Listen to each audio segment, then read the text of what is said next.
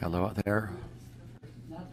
We're on the air. It's a curling morning here from the Coyotes Curling Club, where we are bringing you men's quarterfinal action from the 2024 MoPac Men's and Women's Club Playdowns, presented by DoubleTakeout.com.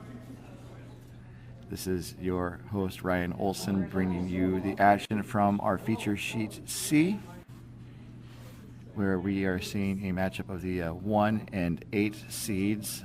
Team Tait, I'm going to presume, is the 1 seed, taking on Team Berndt, number 8. We're going to introduce you to the other sheets in action. We have 4 games, 8 teams playing. Obviously, 4 teams advance and 4 teams go home. And the men's event is going to conclude tonight with the men's final at about 8:20 or so. So please do stay tuned for that. Seeing some, obviously, rocks in play. Teams are being, I think, a little aggressive to start.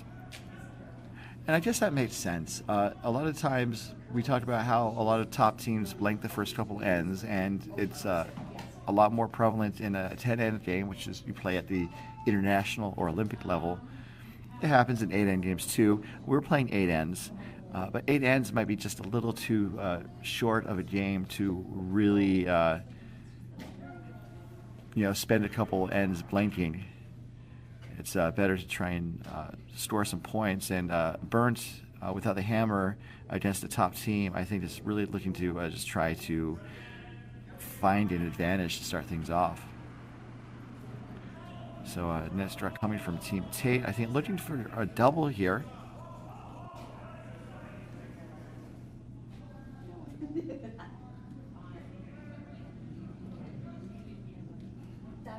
And it's starting to get 1. Is there a second one? There is. Is it going to go through the house? And it sticks around at the edge of the 12-foot. Just like that Tom Cruise movie about space aliens, edge of the 12-foot.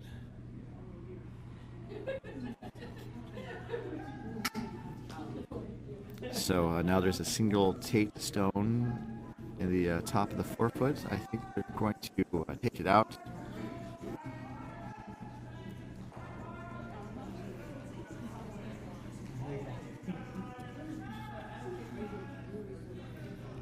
So, and then Berndt might be sitting 2 after this.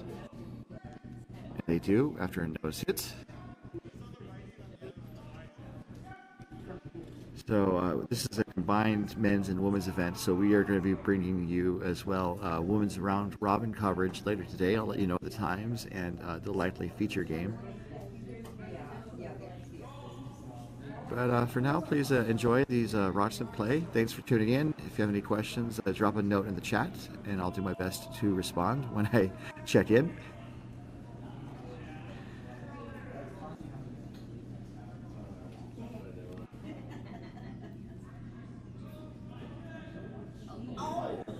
Oh, goodness. A flash. So this might be the opportunity that Berndt was looking for. They're going to put the broom down to guard the shot stone in the top 8-foot there.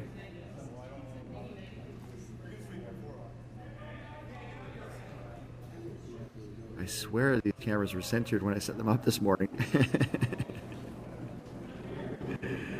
So now we're to Stip Stones. Austin Berndt kicks out of the hat.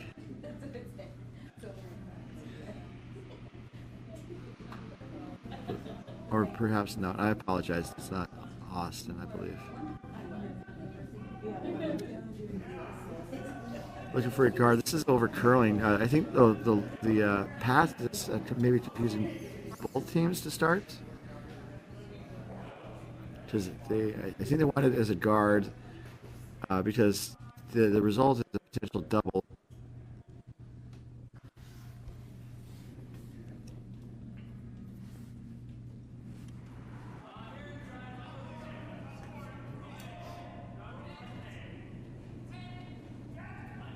And let's see what Team Tait has on tap. Team Tait of Tempe. Gets one of the reds, and then it rolls over to partially cover the yellow shot stone. So right now it is Team Berndt sitting first and third shot, and Tait is second. And it's going to be really possible for Tait to raise that red to punch that yellow out. Just like the NES game Mike Tyson's Punch Out. I also did a body blow reference earlier in this event. And a Punch Out was not a game I really played growing up, so I don't know why I'm making these references.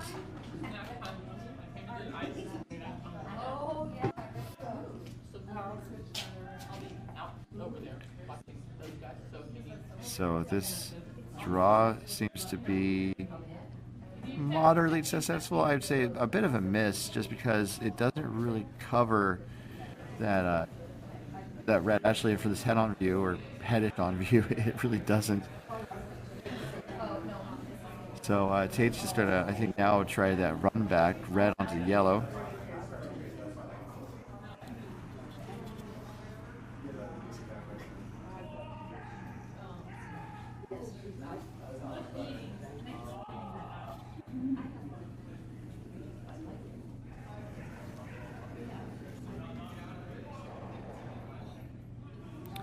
And the run back is successful. The red that got pushed back rolls to the wing on the left 12 foot, and the shooter goes over to the right 12 foot. So looks like a pretty successful shot there by Team Tait. I mean this top. The top of the 12 foot. So now we're to Stip Stones. This is Berndt, who is pushing out a hack. I am looking to hit the red and roll it towards the center under the cover. And want to make sure it curls the appropriate amount, and it curled maybe just a sliver too far as the takeout's made, which is goal number one. The second goal is to roll under the cover, and it rolls past the guard and is exposed on the center. So now Tait with the hammer is sitting third shot, I believe.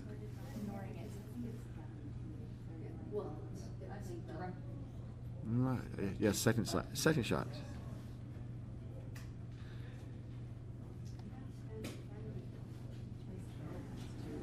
I wish they had sensors on these stones so you can see exactly where they are on the ice.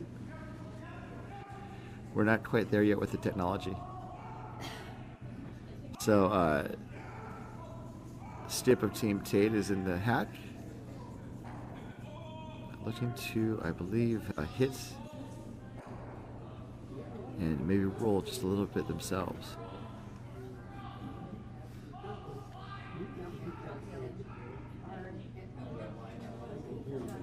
So the hit's going to be made. It's going to roll towards the right, near the center.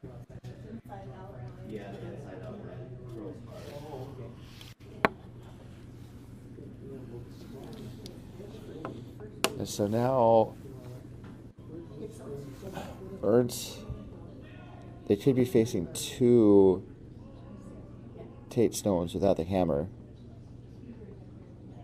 So it's curious to see what they do here.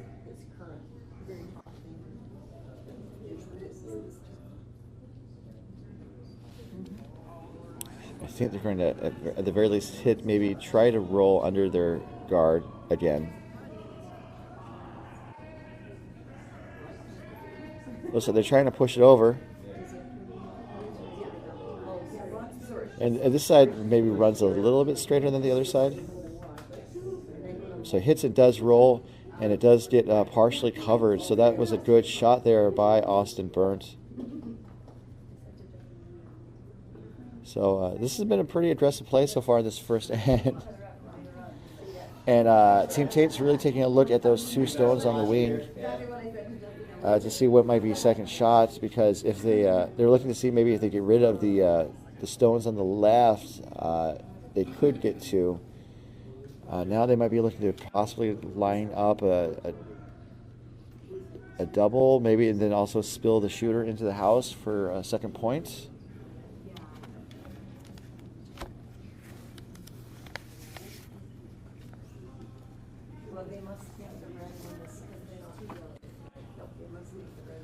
So the warm room thinks that red is second shot.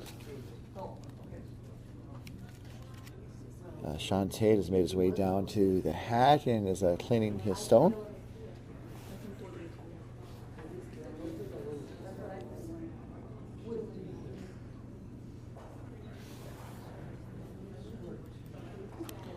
And this is the last rock. Team Tait here in the first.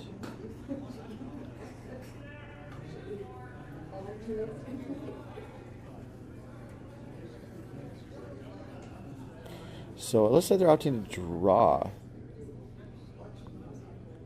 And they definitely need to make sure it gets there. This looks a little on the light side, as the sweepers are really doing their best to coach it as deep as possible. And I think it's there. And it does get to the 4-foot. Some applause from the warm room, as that was a great sweeping job. Sean definitely threw it to his sweepers to get the job done. And they do. So kudos to Team Tait for getting on the board, but it wasn't forced by Team Berndt. So Team Berndt will have the hammer when we come back to the 2024 MoPac Club Playdowns.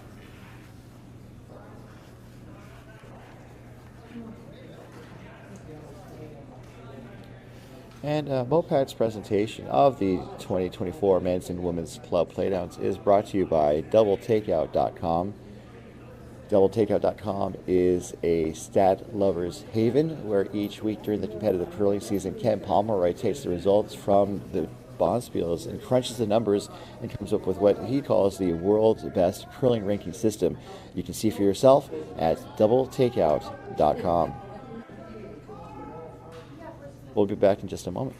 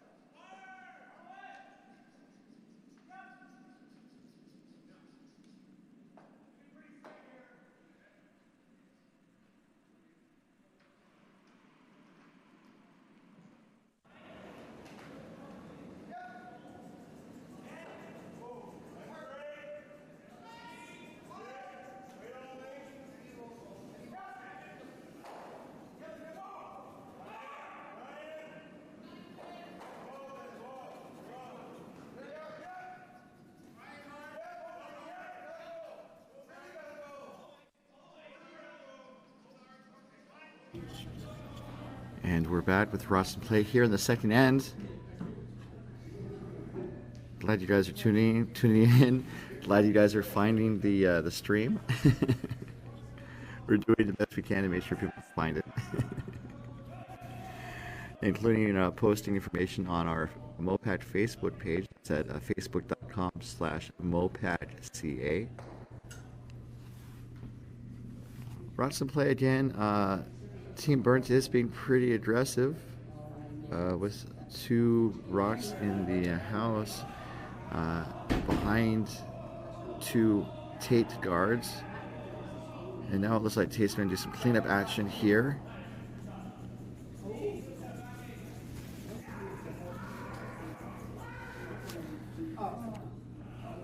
So it looks like it gets... Oh, it just kisses the guard, I believe.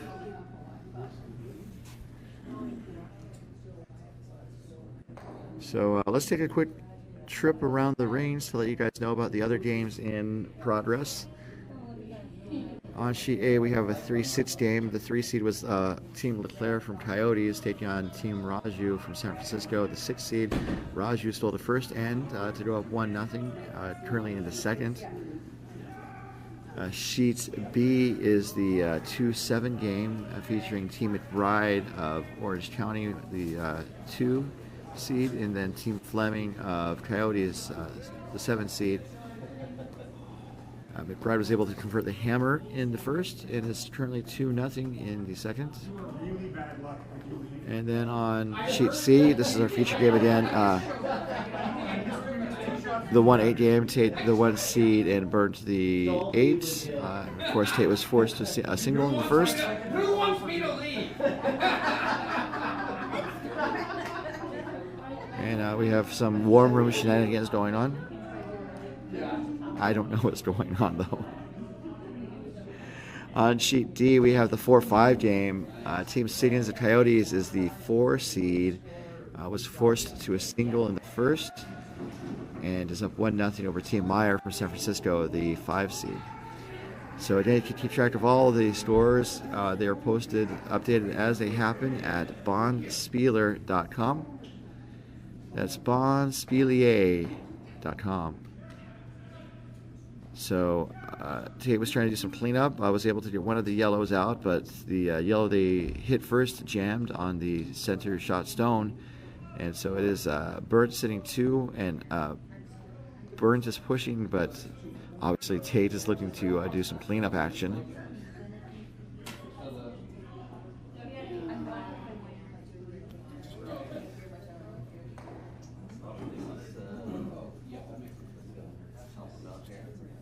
Next shot's coming from Team Berndt, and just as it was noted on the chat that Berndt is, he's on the left side coming down the ice. He's normally skips the game, but he's helping to sweep as his vice is a bit hurt, and so Andy, the vice, is actually calling the game, and he's holding the room right now as the stone comes into a guard position. It chips off of the red and rolls back towards the right, and so it opens things up. Well, not opens things up, sorry, it clutters things up. And now Tait is looking to go for the double across the sheets. It's not fully across the house, so I can't call it a cross-house double, but maybe it's just a cross-adjacent double. I don't know. Let's see what the vice has on tap here.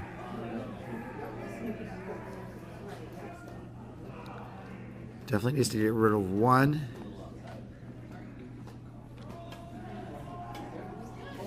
Gets one, gets the other. They both go out of play, and mission accomplished. A double takeout brought to you by doubletakeout.com. Definitely needs to get rid of one.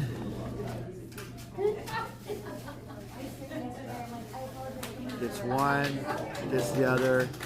They both go out of play, and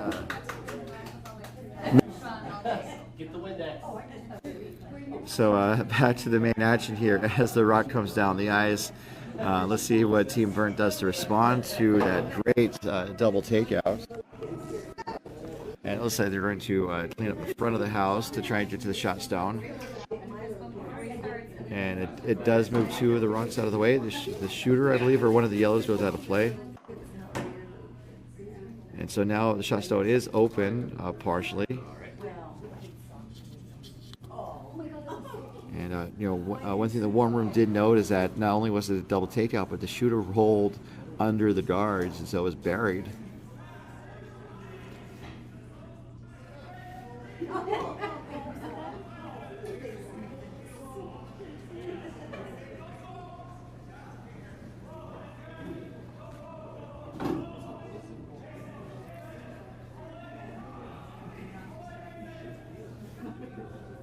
So for Tait, looks like they're trying to put a rock in the top of the house, I think along in front of the center shot stone. It's important that I use words when I'm talking.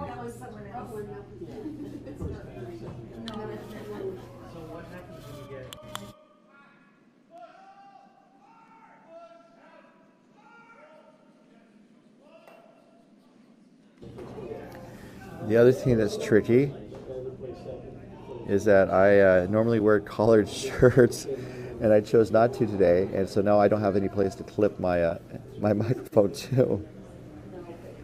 It's a very unusual problem to have. Oh, I think I had a solution. I might need to get back to you on that. But we need to get back to the game. It looks like Berndt was hoping to make some contact on some of the reds in the house, and unfortunately it was a wide and didn't come back. So now Tait is sitting two, holding the advantage.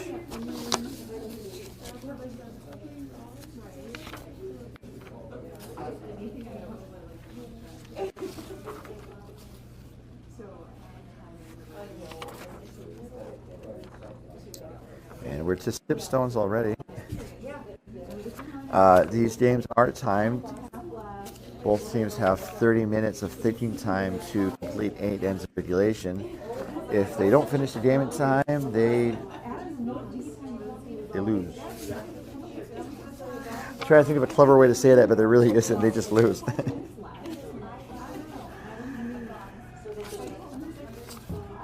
So here's Tait pushing out a hack. He's been curling for 20 years. Is also a huge part of the ice crew here at Coyotes.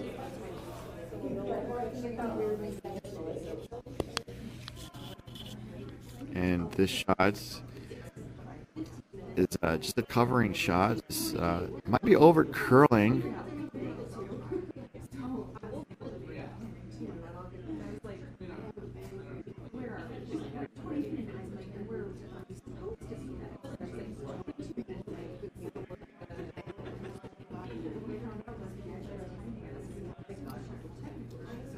And now Team Berndt is kind of behind the 8 ball, which is a billiards reference, if I understand correctly.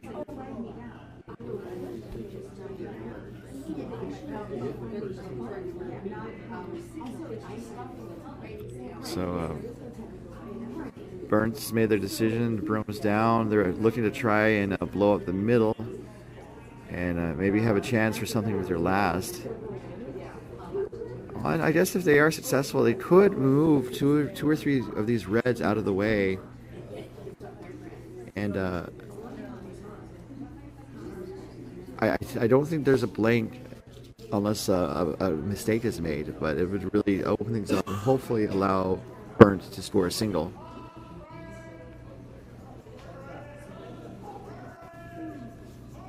So looking to move some granite. Just one, and that's all, unfortunately.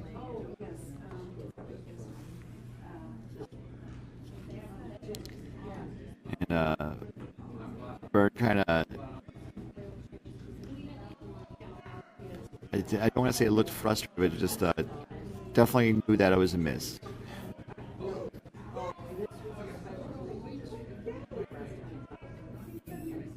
So now for Tait, they saw what Berndt just tried to do, and they're going to take away that option. And so now it really looks like that Berndt is trying to avoid giving up multiple points, as they're probably going to try and draw to the forefoot to just only give up a single.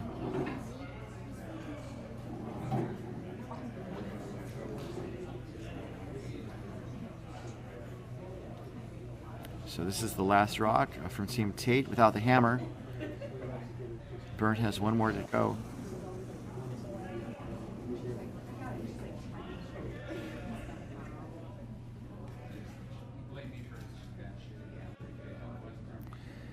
This looks pretty good. They want to make sure it's kind of near on the center line.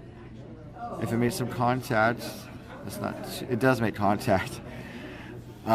So this is maybe a slight error because it does open a narrow port, the narrowest of ports, and Berndt is looking to take it on. I think in part because if they get rid of just one of the reds, they're only giving up one. If they're able to double out both reds, they could store one or maybe two. So this is an opportunity here for Team Berndt. It's just the sliverest of a window, but you can definitely feel the draft coming through it.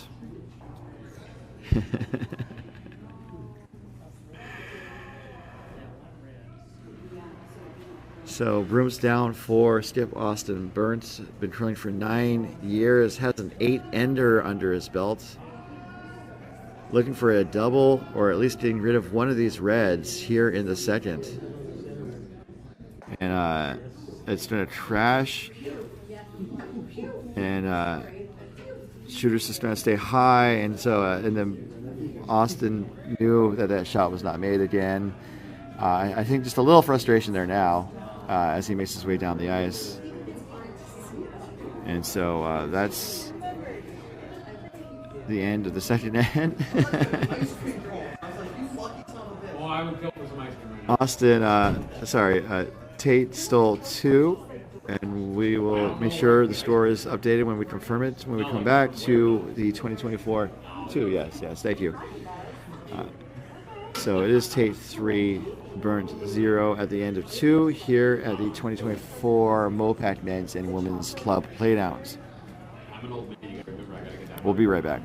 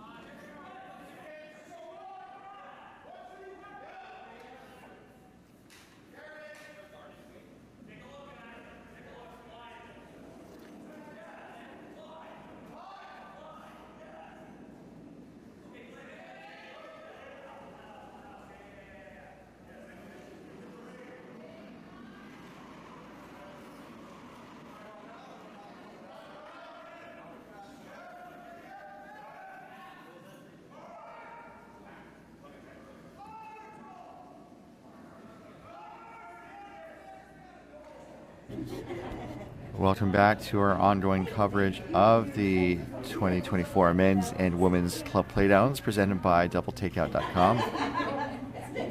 Rocks in play as we see the lead for Team Tait about to deliver their second stone. And that's Woody Woo. He's been curling for 3 years, but already has a sizable number of accomplishments under his belt, including the champion of the 2022 MoPac 5 and Under. Also the champion of the first ever MoPac 25 and Under.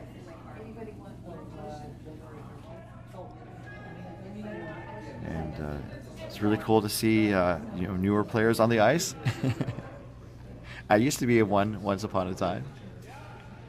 And it's really great to see these newer players, of course, find success, especially by traveling, learning more about the game, and just really adding to the sport that we all love. So right now we're seeing the Vice, Andy McKellips throwing lead rocks. Again, this is the an accommodation being made because Mr. McKellips is apparently a little hard to say. I don't know, but he's definitely holding the broom for the rest of the end, and I do believe it's for physical reasons. And so his both stones go into the house, and it gives an area for Tait to draw to, as we're going to see Josh Lewis step into the hack. He's been curling for 22 years, going back to winning the college curling championship back in 2004, and most recently was the champion of the spring training bonspiel held at Coyotes. It's like a couple of blocks from the Phoenix Theater. And looking to draw around the guards here. And the warm room's starting to get a little louder. It's kind of fun, kind of funny to see how right at the first rocks is very quiet. People are kind of just getting settled in, and now people are getting breakfast going and shouting across the room to people and stuff. So it makes it for a very interesting environment. All right, so now Andy's holding the broom for Team Berndt, as the lead nominally is Will Chen throwing second stones. Will's been curling for 11 years, curled out of the Granite Club out of Seattle from 2012 to 19, and has been out of the Hollywood Curling Club since 2020 to 2023. Looking for the draw, just I think looking to be in a position to score here. And this draw looks really solid. It's going to go right on top of the red. There's about a small focaccia roll of space between the yellow shot stone and the red in the back. It's one of those square focaccias that you get when you go out to eat at a restaurant. That's the space difference there. Here's the next draft coming from Josh.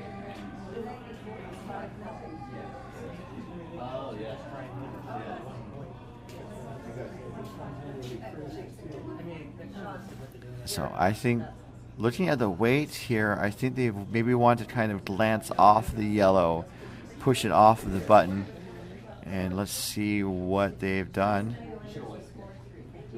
They didn't make contact with the yellow shot stone, and looking at the overhead, there's about a half of that square of focaccia bread between the red that was just delivered and the yellow shot stone on the button.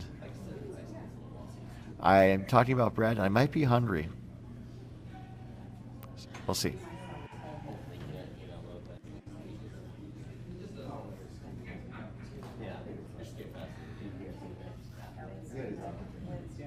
So Berndt and Andy are talking it over. They're sitting one right now, and how do they get multiple points here in this end?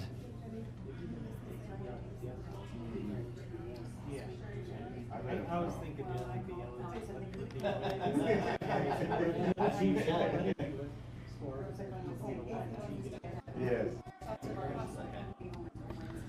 So the decision's made. Berndt makes his way down the ice for Will second. He's communicating what the call is to Will. Some smiles on the team, I guess, as they get this shot set. And I think they're just going to try and draw again as Will delivers. Doing the counterclockwise out turn. Rock is going to go from the right to the left. For this view, at least. McKellum's called them off, the sweepers off. And it's going to settle. It's actually going to make contact with the red. Push the yellow shot stone to the back of the button. But it still does appear to be yellow shot. But then Team Tait is shot 2 and 3. And then Berndt has the nets 2 shots. It's a very, very messy house. This is Sean Aronson with his third rocks in the third end.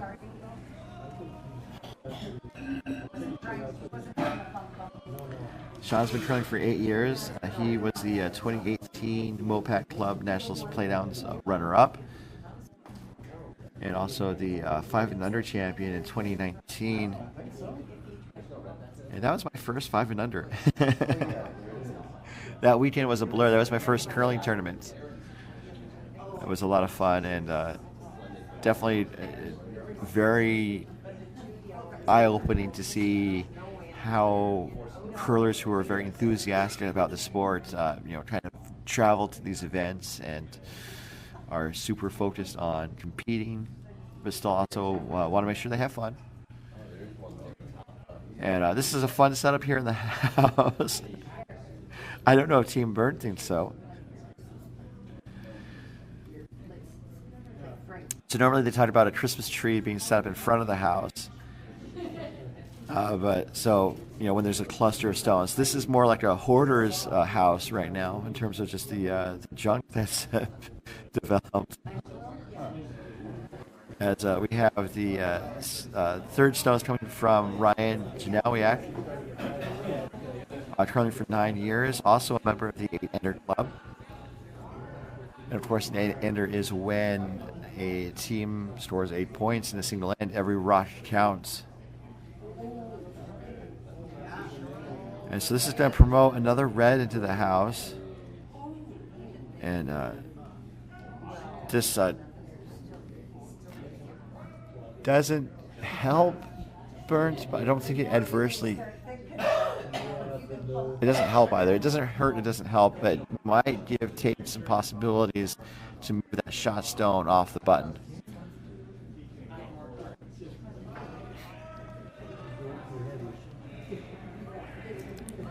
Looks like they're looking to maybe draw and put another one there. So as you can see, all the rocks delivered so far are in play. This is a very unusual end at a club like Coyotes where teams are comfortable doing takeouts and removing stones from play.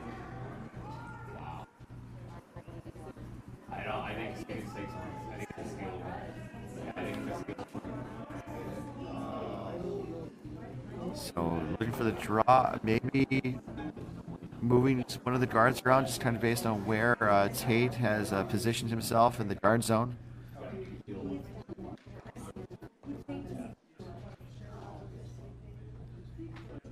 And it does get around the center guard and just puts another guard up down the center path.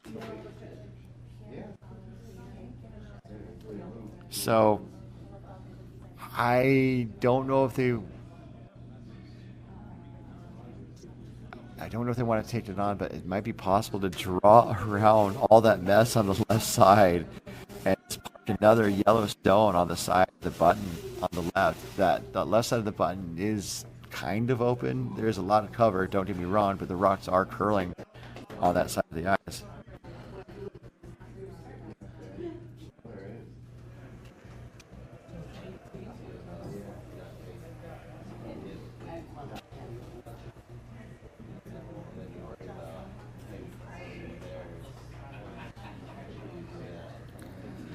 So the decision's made. Just looking to guard. So I guess they're going to take that one, just get on the scoreboard to start start some momentum going and see how the rest of the game fares. As Ryan gets set for his second stone here. So that 8-ender was scored this year. Ryan was devising that game, and Austin Berndt was skipping. And it's kind of a fun accomplishment. It does rely partly on the other team making a couple mistakes, so it's not like it's hard to say. I mean, like even when you hit a grand slam, it means the pitcher, put the ball in a place where the batter can hit the grand slam. So it still is a pretty strong accomplishment by a team, and it's very rare to see. I haven't seen one personally.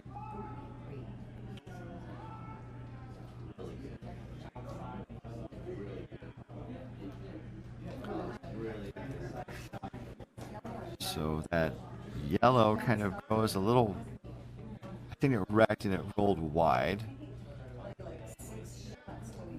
Again, all 14 stone, all 12 stones delivered so far this end are still in play. I had to do some math. I wasn't going to talk. Sorry, my hydration was getting in the way. We're not talking to you. I thought your water bottle. That was like so far away. Oh, I was trying to do that. I was talking to you. I think we can all agree I needed some amount of distraction.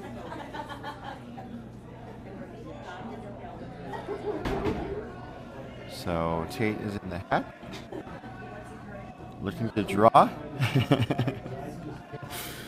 Draw number 13.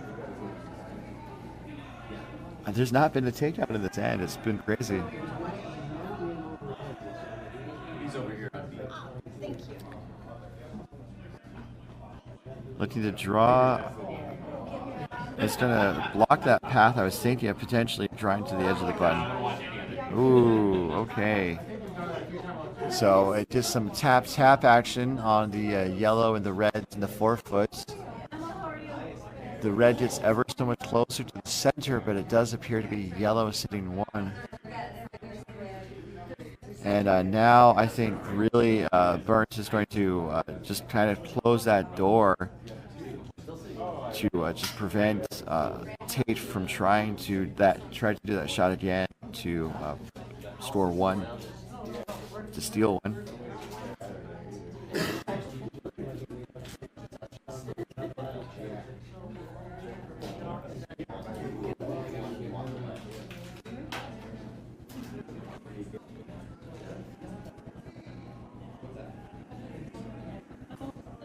Austin shots away. Some of Austin's accomplishments include being the champion, playing second at the 2015 MoPac 5 and Under. Was an event runner-up, playing second at the Hotter Than Hell Bonspiel in 2015. That's Coyotes Bonspiel. And it does look like that guard is accomplished. And so now it looks like Tait wants to try and raise the yellow onto the red into the pile on the left side there. And again, we're going to see draw number 15. So there's an 8-ender club. I wonder if there's like a 16 draw club or something like that, where every shot's a draw. Yeah, every rock's in play. This is again, it's a sight to see. It's not as rare as an 8-ender for sure, especially because teams can choose to throw all draws. But just the nature of how messy this end got. Again, they're looking to line up the yellow, red into the mess raise. Trying to think if there's a clever euphemism for this type of shot. Maybe call it mess the muck or something like that. So here we go. This is Sean Tait's last.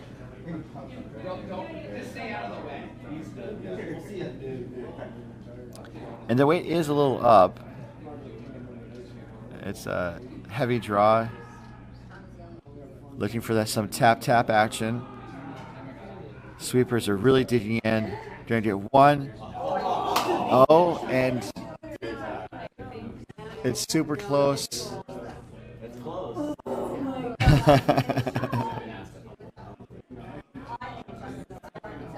It's hard still from the overhead.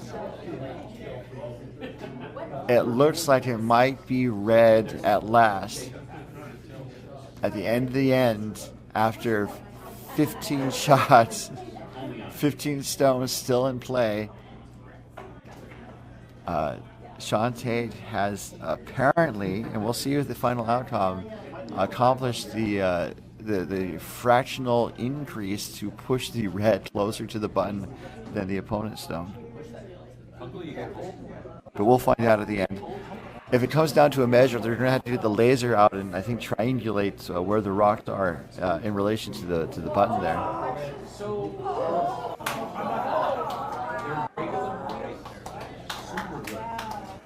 So the War Room's responding to a play on sheet B where they are playing takeouts apparently.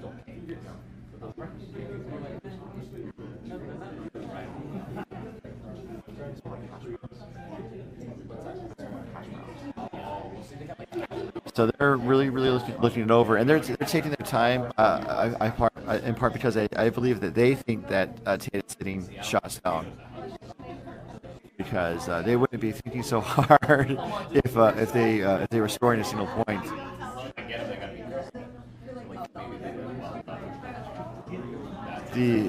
I guess the saving grace here is that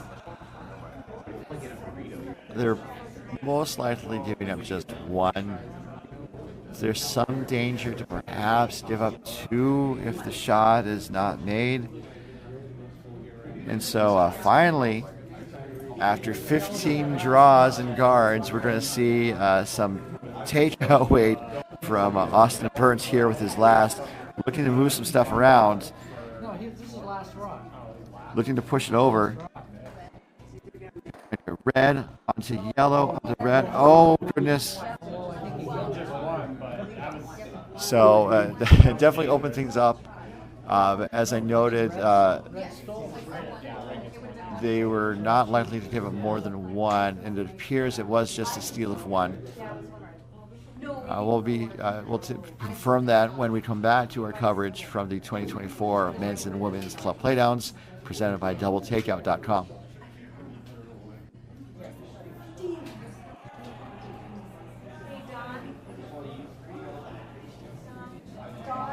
Don.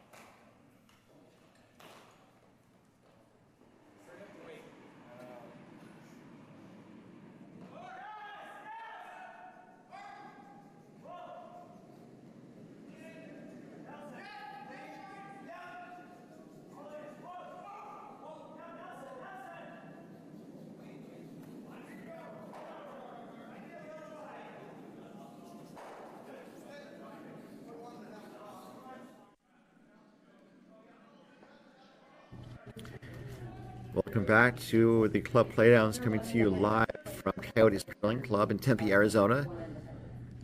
Everything has been pretty wonderful so far this weekend. The weather's been great. The volunteers and the facility has been awesome as always. And I hope you're enjoying this coverage. I wouldn't call it awesome, but we're definitely doing our best.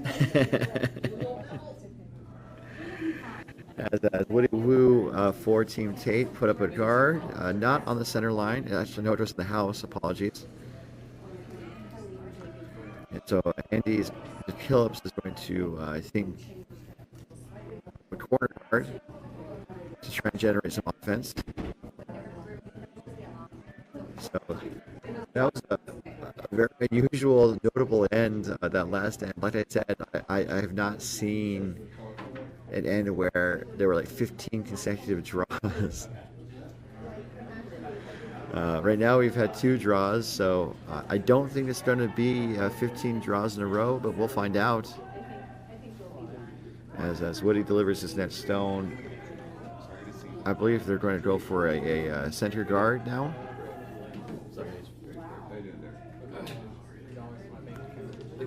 And looks pretty tight to the house just based on where they finish. Well, it's so tight it's actually in the house. So now Austin Berndt has the option of drawing around the corner guard, or making a play on those reds in the house, and he's asking for takeout weight. So already a change from the last end where we're looking for some speed coming from Andy.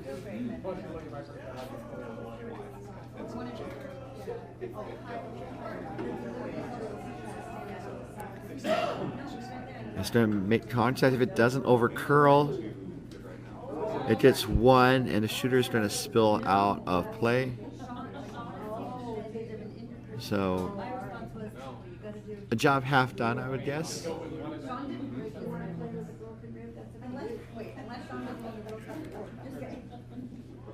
Although I guess the reference I was thinking of was Mary Poppins, where a job well begun is half done. That's the phrase. And that is also our MoPac phrase that pays. If you guessed that I would say a job well begun is half done, you win.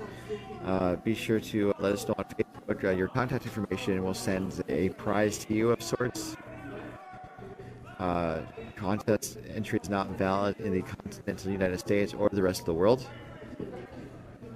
And also, the contest expired in 2020. And I mean that jokingly, of course. I hope you guys know when I'm joking and when I'm not. Although it does remind me that I was at the hotel checking in, and they had stay 2 nights to get 1 night free, which is great, except for the deal expired in 2020. And they were still advertising it. Here's Will's first. It's going to hit another of the reds in the house and push it out of play. The shooter itself rolls to the left edge of the 12-foot. And both teams are starting to play a little bit faster. It was noted during the break. In the warm room, they're going to maybe remind the teams during the break that they're a little behind pace in terms of speed of play. And so I think the teams kind of know it as they are getting set more quickly.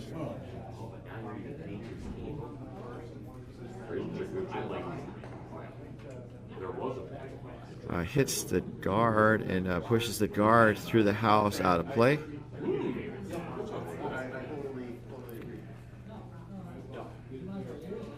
So now it looks like they're going to use the corner guard that Team Berndt put up as Will gets set in hack. While he delivers his rock, just to go around the rings quickly on sheet A, the 3-6 game. The 6th seed Raju is up 2-1 over Team Leclerc.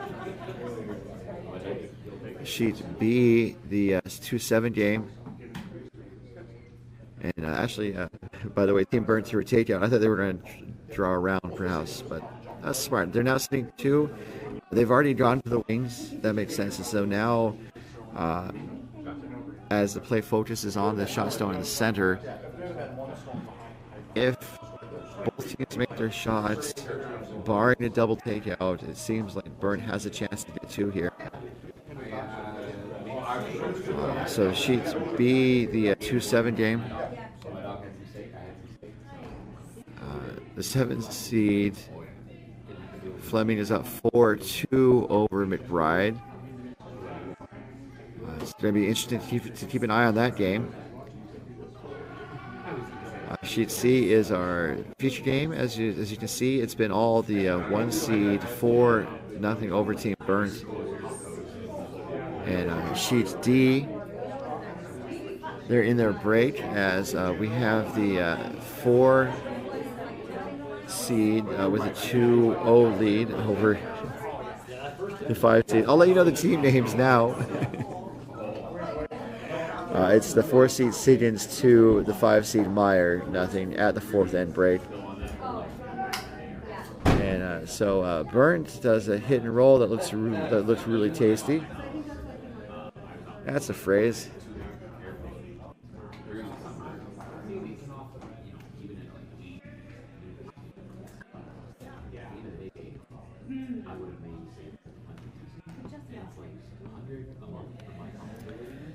So Sean's kind of looking from the hat what the shot could be.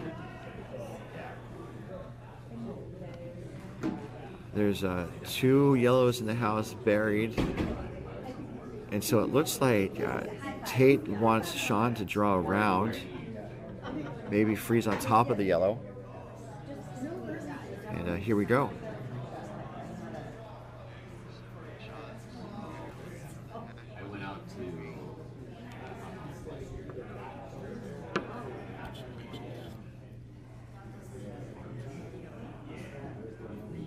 So this rock looks a little weighty,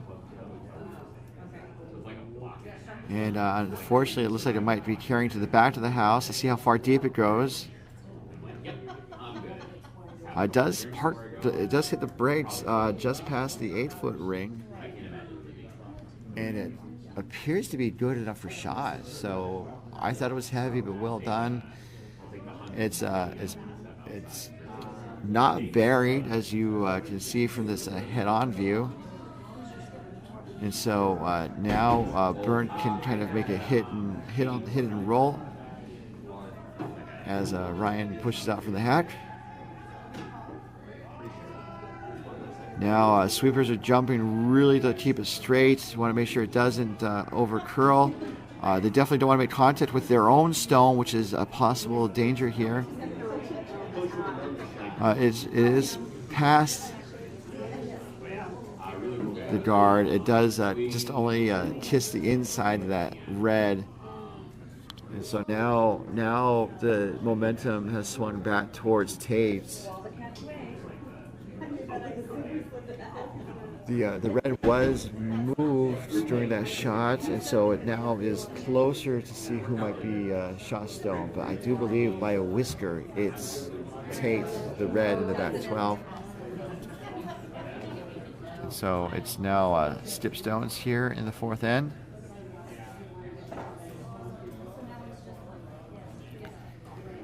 And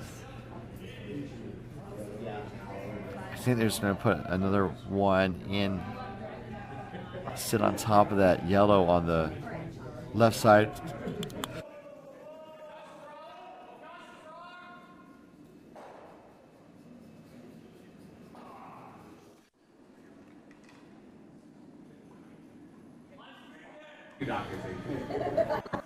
So the shot's away, and pretty solid weight there from Tait. Or maybe it comes up just a hair short. Maybe not.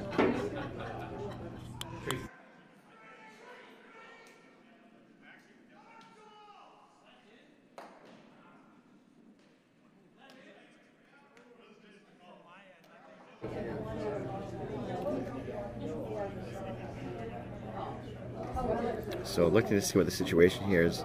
Tait could be sitting 2. And it looks like Berndt is thinking about making a play on that most recent Tait stone.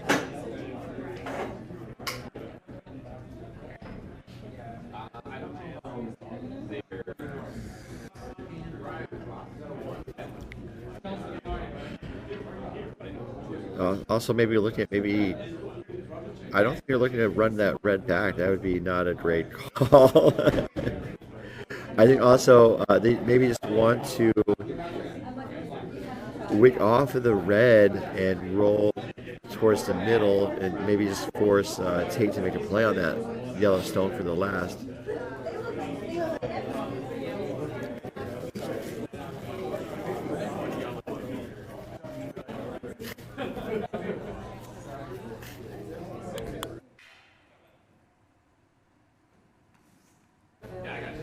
More people have filtered into the war room, just amping up the volume just a little bit more.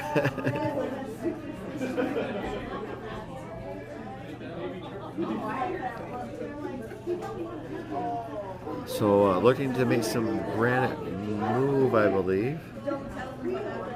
I think just looking to kiss the red on the left here. Oh, it is the red in the back, which could have been the call. I think they wanted to stick around though.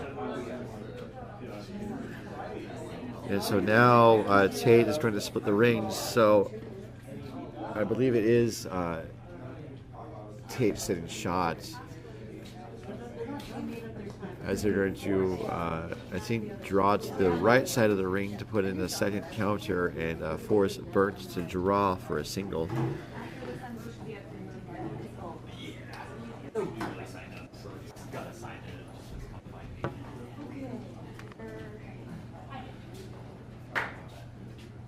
This is Tait's last here in the fourth without hammer. So we've seen a couple different types of ends here. And really, if you want to excel at this level, you have to be able to do different styles of play. So the sweepers for Tait were off of it, and this stone is going to go to the back 12 out of play. And so now, if Berndt was able to push that red to this, so this is the dangerous shot here. If they peel the red essentially at such a slight angle that it pushes it almost perpendicular to the center line, they could get two. I think that's the shot they're taking on, just based on where the broom is. Obviously, this is a chance to jump back into this game with Austin Berndt's last, the hammer coming now in the fourth.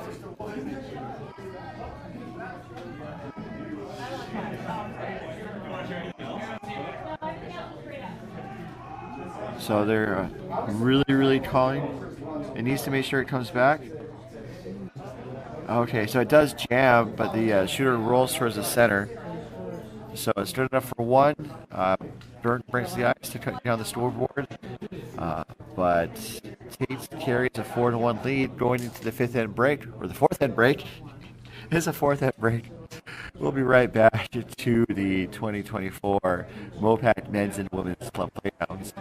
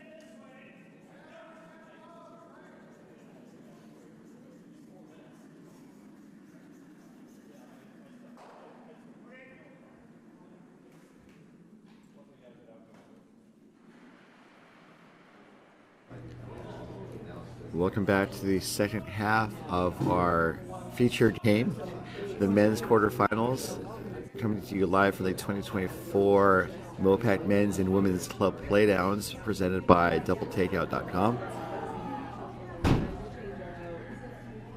All the teams are back from their fourth hand break, and we are underway here with our feature game between Team Tait of Coyotes taking on Team Berndt of Orange County. This rock hogs, it comes up short, so sometimes during the end break the ice might slow down just a smidge. Sometimes they run a mop to clean up some of the frost that might have built up, or just anything that might have happened. In this case it was just a little light. Currently it's Team Tait with a 4-1 lead. Berndt's been knocking on the door, but they've also been chasing quite a bit. Was forced to a single point in the last end. And now it is Tait's turn to see what they can do with a hammer here in the fifth.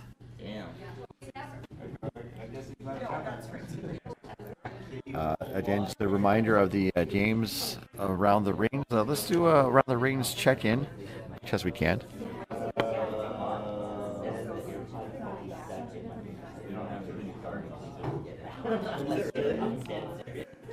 Here's Andy's net shot as the stone goes down the ice to let you guys know. Sheet A, the 3-6 game, it's been the 6th seed, kind of in control with a 5-1 lead. That's Team Raju, the 6th seed from San Francisco. 5, Leclerc, the 3 seed from Coyotes. 1, fifth end action underway. Sheet B is the 2-7 game. The 2 seed McBride has been fighting to get back into the game, but it's been Fleming right now with the lead. Both teams, Fleming's for Coyotes. They're up 4-3 over McBride. Sheet C is our feature game, as hopefully you guys know. It is Tait, the 1 seed, with a 4-1 lead over Team Berndt of Orange County, the 8 seed. And then on Sheet D, the 4-5 game, it's been a back and forth affair. Sort of. Signins was able to add a couple singles in the first 3 ends. They're the 4 seed to take a 2-1 lead over Meyer. Meyer got a single in the 4th, and Meyer being the 5 seed out of San Francisco Bay Area. So all these scores are posted to blondespieler.com. You can check out live scores as they happen, as they're updated into the database at blondespieler.com. Check it out today.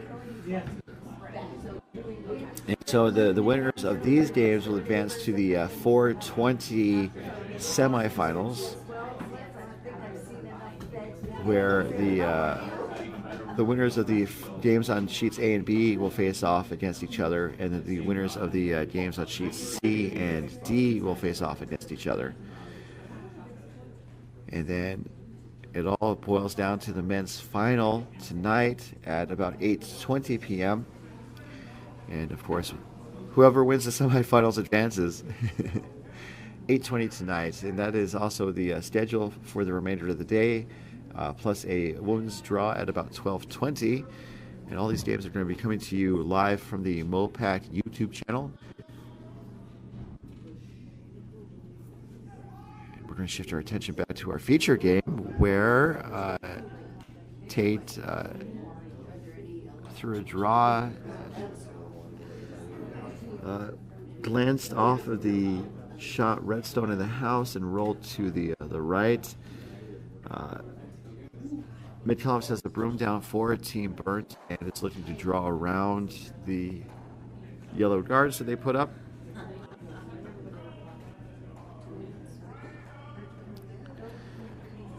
Tait has the hammer at this end.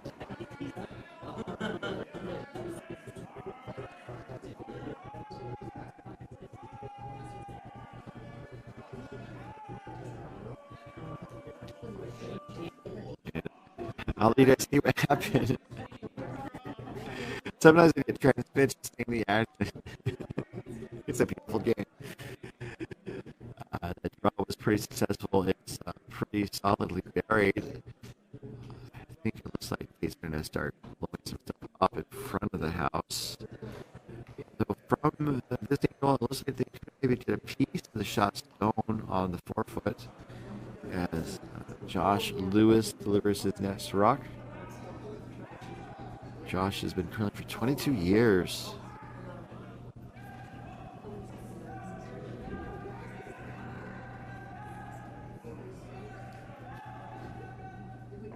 Looks like it's going to be on the guards. They're going to crash onto the guard, push the yellow across the sheets to the left side. The left side of the house from this view. Does open things up a bit so that yellow shot stone is now exposed, and it looks like Andy wants to close that gap or close that door and put up a high guard to prevent Tait from trying to take that out. At some point, I do want to use the phrase timely Tait takeout, so stay tuned for that.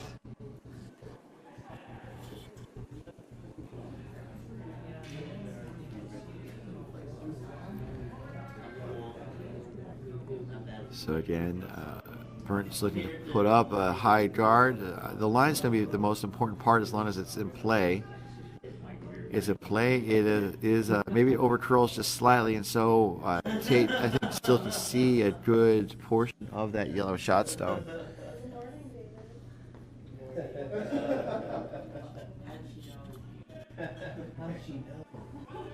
And this is Sean's next rock. It might be his last.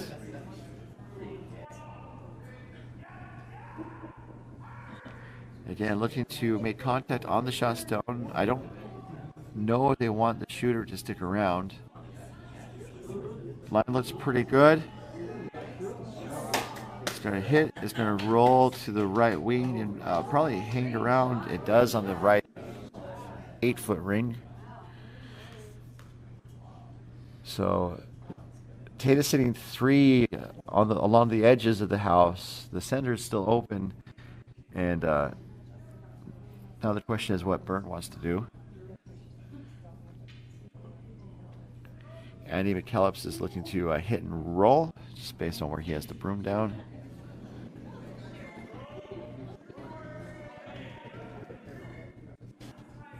And this is the last rock, I believe, for Ryan Janowiak.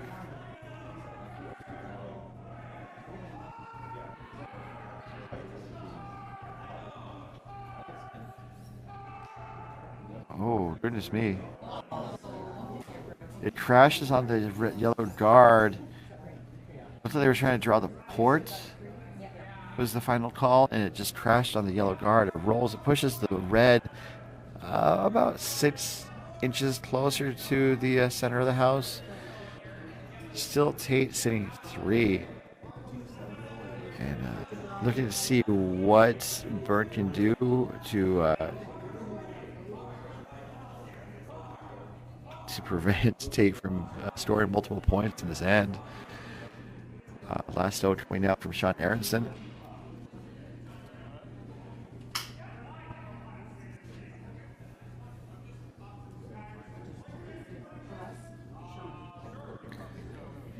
And I think they're trying to draw themselves and or else put a guard up. This is going to curl back onto the yellow and roll to a center guard. It does seem to block off more paths. There does appear to be an easy draw now to the center of the house, although when you look at the overhead view, the over-the-shoulder view, as I like to call it, the draw on the right is still there. It does seem to be what Berndt is going for, or possibly a hit and roll. The hit and roll makes sense. I'm glad they called it. I'm slightly disappointed I didn't see it. Let's hit the red and push the center and remove one of the Tait counters.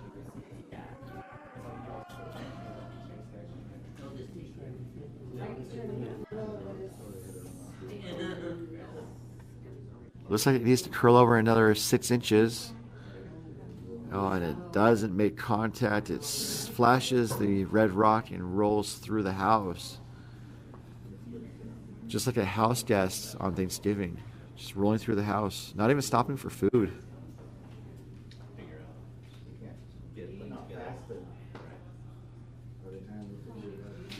So now that Tait has seen what Berndt is trying to do, I definitely think they're looking to close off that opportunity. They could be putting up a guard. I think that they would want to draw into the top 12 foot. Maybe not. I think they maybe want to keep it as a tight guard so that there's not a possibility for Berndt to hit and roll into the house.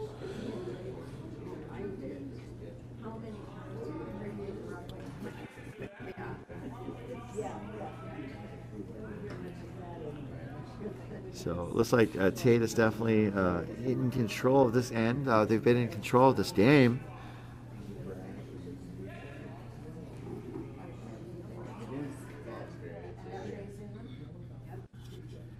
And this rock is coming back, looking to be right in the middle of that path to the house, to the button. It wraps around, and that's in a really good place. So the war room was hoping to get it into the house, which wouldn't be bad along that line. I imagine they're just trying to see what what the strongest advantage is to that shot. And I think they checked off a lot of boxes. Although they're going to try that in, Berndt is going to try that in off again. I think a little less ice this time. Or what are they? Oh, they might be trying to raise one of their own. Oh, man. So they could have raised the yellow. They could have hit the red and rolled into the center. Unfortunately, the outcome was crashing one of the yellow guards. It does push the yellow into third position. So now it is just Tait sitting 2 and not 3 or 4. But Tait now does have a shot for 3 here to really break open the scoring here in the 5th end of our men's quarterfinal match.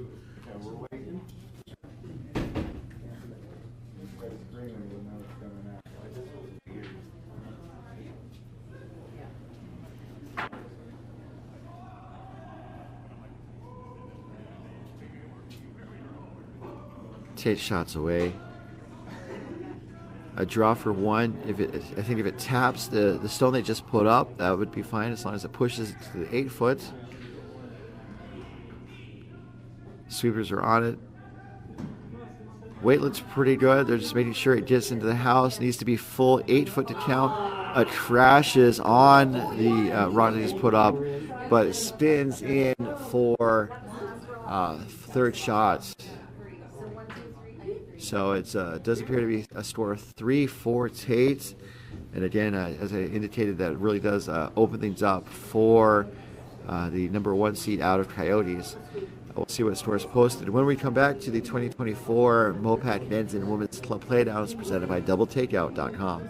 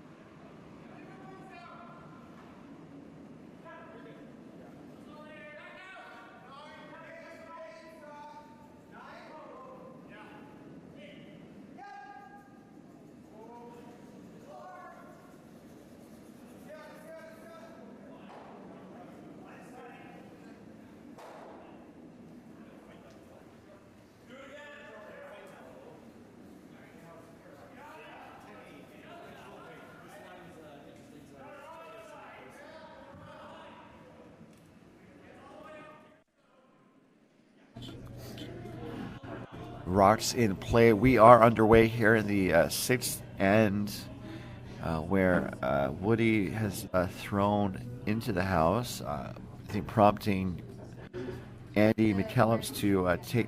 I don't think they're going to take it on. I think they're going to try and put up a guard.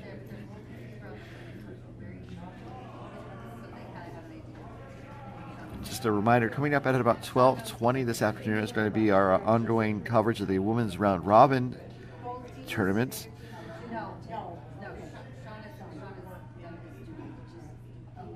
And then we're going to follow that up with another game at 4:20 and again at 8:20. That's all coming to you live from the MoPac YouTube channel. So Berndt does put up the corner guard pretty high up, and it looks like Woody is just going to draw around. There's no center guard, just kind of draw in, I guess, or put up a center guard. We'll see what happens.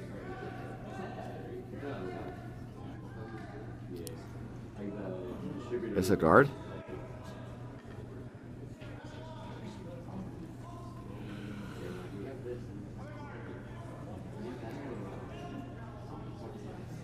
It's good that Tait's red uniforms match the red rocks they're throwing. I know sometimes you have to throw rocks that don't match your team colors, and it can get confusing from time to time.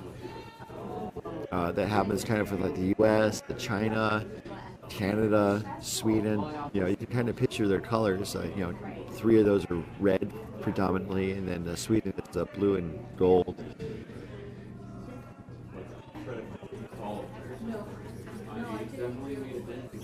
So this is going to curl to the guard. Freeze is on top of it. Just in front of it, not a freeze.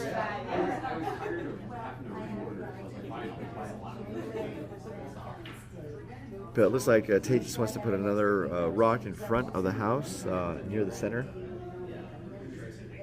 And just as a friendly bat reminder, as Josh Lewis delivers his first stone, there is the, in addition to the 5 rock free guard zone rule, there's a 5 rock no tick rule in effect. And basically, if a rock is touching the center line in the guard zone in front of the house for the first 5 rocks to the end, an opponent cannot dislodge it from the center line by including pushing it into the house. If the stone is pushed off of the center line, the offending stone is removed and the original stone is reset. And that's through the 5th rock to the end. So that is no longer an element here, as Will Chen for Team Berndt can just go to town, as it were, and start clearing some rocks. Or draw around the corner guard, which would make sense. Team Berndt needs to try and generate some offense, being down 7-1.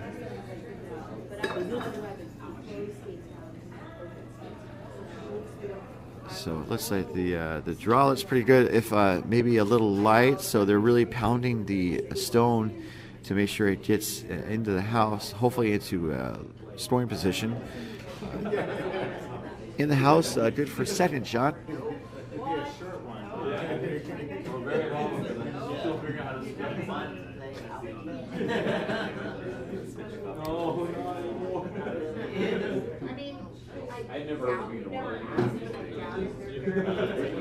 So here's Josh's second.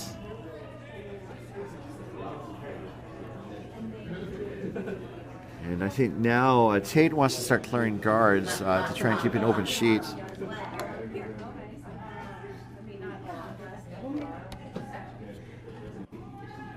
And does clear the guard, and the shooter also rolls out of play. I couldn't hear myself speak, so I realized what the problem was. Technically, I needed to plug the headphones back into my system. It's been one of those mornings, folks. I'm glad you guys are here, though. People, you know, it's great to be able to showcase these local curlers from throughout the region. And it's also awesome to see people tune in, and so hopefully it makes it all worth it. At least I hope so.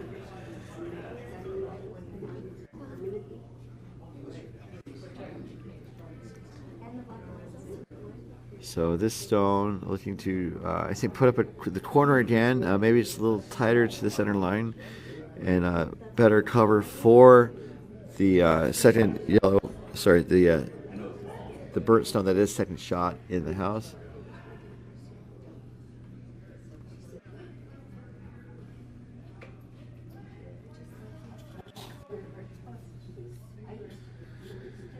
So Sean Aronson is getting set into the hat, as it does appear that Tait wants to continue clearing guards and reducing the chances of Berndt storing in this end.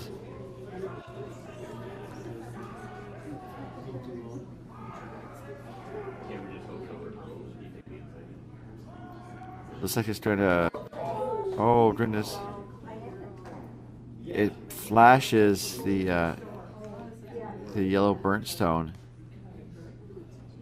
So this is also kind of funny because I just remember that when a rock is touched by a shoe or a body part, it's called burning the rock, and so Team Berndt could have a burnt rock at some point, but that would never happen.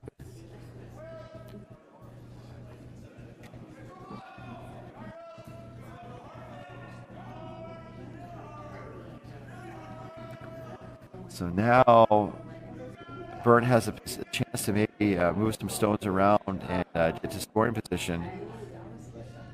And that looked pretty good. It gets rid of the red shot stone, and now yellow's sitting 2 on the left side. And so now Tait really wants to blow up the left side of the sheet.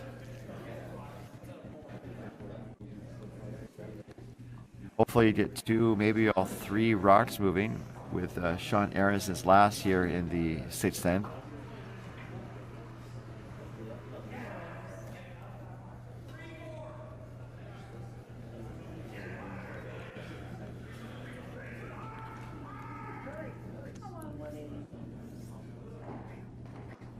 So they're going to get 1, and Tait was encouraging it to go further to the wing there. So it does get rid of the yellow guard, but the 2 yellow stones are still counting in the house, and now Team Berndt has the rings split. So shot stones on the left side of the house, but the draw path is open on the right, and so it looks like Berndt is going to draw into the center. I was curious if it would make sense to maybe put up another rock to the wings, but there's a lot of clutter in the center, and maybe they're just concerned that if they don't go to the center now, they won't be able to by the end of the end. I do think they want to keep it toward the right side of the sheet. This definitely needs to be in the house, definitely needs to be touching to potentially store, and it will get there. It's now sitting 3rd shots. So it's Team Berndt sitting at 3, and Tait has a single bite in the 12-foot. And you can see that just to the left of the center line there.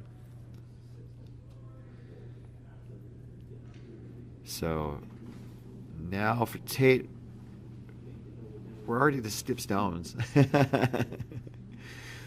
Some people try to critique how the level of action in curling, but it definitely can move fast when you're playing it or when you're watching it. So it looks like Tait has called for clearing at least 1 of the yellows.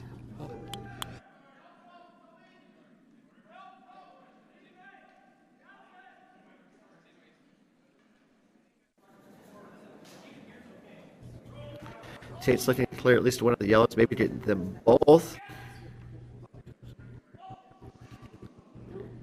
Looks like Woody's trying to hold it straight. Now they're just finishing it. Just trying to 1, and she was going to roll to the right. I think Team Berndt might want to try that shot again. It worked for them last time. Although then Tait would probably make a play on the left side because the shot stone's on the left side. But again, the drop path's on the right. There's so many options. So many possibilities as Austin Berndt pushes out of the hack. There's so many possibilities. I was still considering them as the shot was underway.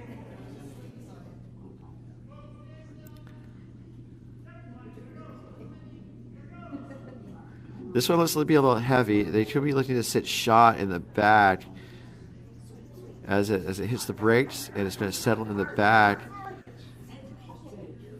And it is still good enough for third shot, I believe.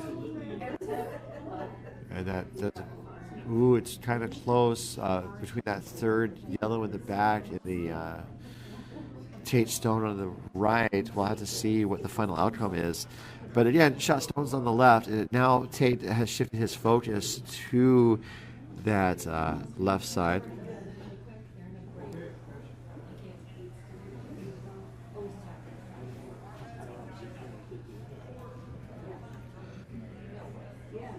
So as Tait makes his way to the hack, Sean has the broom down. I think looking to maybe draw through the port and take out that yellow shot stone, maybe roll to the center.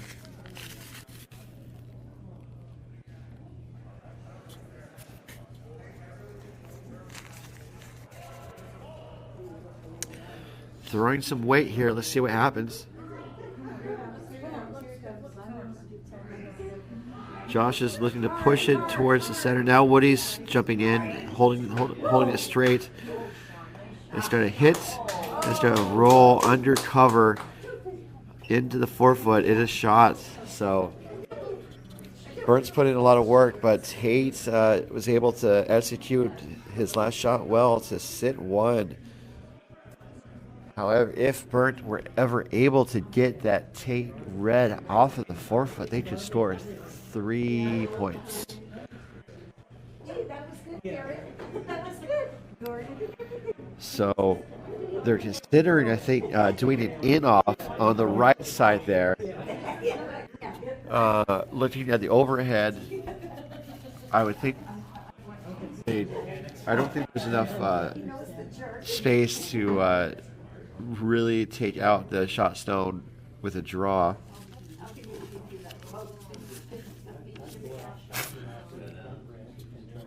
I think they got it. So they could maybe double the reds. There's a possibility of it jamming, and also they would only get 2. So if they do the in-off and they push the red back to the 12-foot, they would get 2.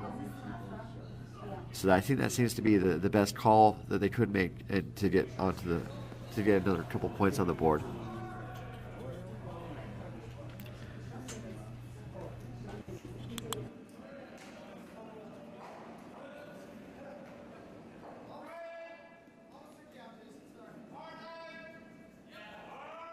So shots away. The sweepers are really trying to push it over. The angle is going to be critically important. It does make contact with the red on the wing, but it doesn't. It's not thin enough. Hits it pretty thickly, and it doesn't roll towards the center. It's a steal of 1, and that's enough for Team Berndt. As Team Tait takes a 8-1 victory, and they advance to the semifinals today at 4:20. They will face the winner of the 4-5 game happening on sheet D. So that was a pretty interesting game. The score doesn't belie how close some of the ends were. But Tait have really well executed game plan, as evidenced by the scoreboard. So we'll take one more trip around the rings, and we'll wrap things up for this end. Again, kind of concluding a little early due to time constraints. Our next game will be at about 12:20. But going around the rings one last time, we have the 3-6 game on sheet A. It is the 6th seed who had to win a tiebreaker to get into this quarterfinal. Raju, the 6th seed of San Francisco, up 6 over Team Leclerc Coyotes 1. On sheet B, the 2-7 game, the 7th seed Fleming of Coyotes is up 6-3 over McBride of Orange County. On sheet C, again we saw Team Tait, the 1 seed, take 8-1 win over team number 8, Team Berndt of Orange County. And then Tait will face the winner of this 4-5 game on sheet D. Currently the 4 seed Signals of Coyotes is up 4-1 over Meyer of San Francisco.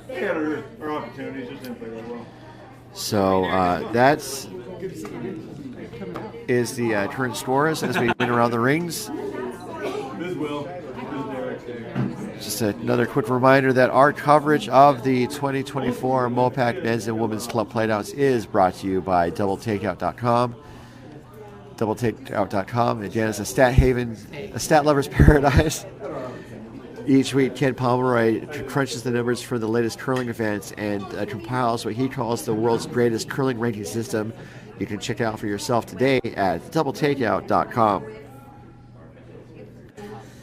So for all of us here at MoPac, Coyotes Curling Club, DoubleTakeout.com, this is your host, Ryan. We're going to sign off for now. We'll be back at 12:20. We got a full slate of 4 games today on our YouTube channel, plus the women's playoffs on Sunday. We do hope you'll stick around. But until then, this is your host, Ryan, saying so long and good curling.